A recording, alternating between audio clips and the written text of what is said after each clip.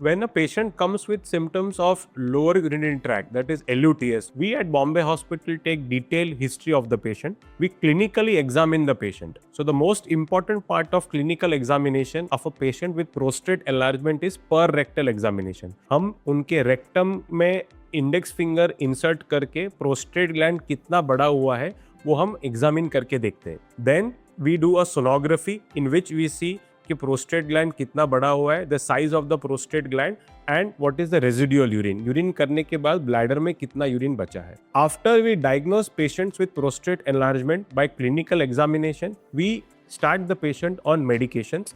Most of the times, about 85 to 90% of the patients do well with medications. There are a few set of patients, around 8 to 10% of them, who might not do well with medications and who might have repeated episodes of retention of urine. मतलब दवाई शुरू करने के बावजूद भी उनका urine पूरा bladder खाली नहीं होता है या फिर उनको यूरिन बंद हो जाता है. ऐसे पेशेंट्स में we offer them surgical intervention in the form of transurethral resection of prostate. We at Bombay Hospital have all the facilities for performing.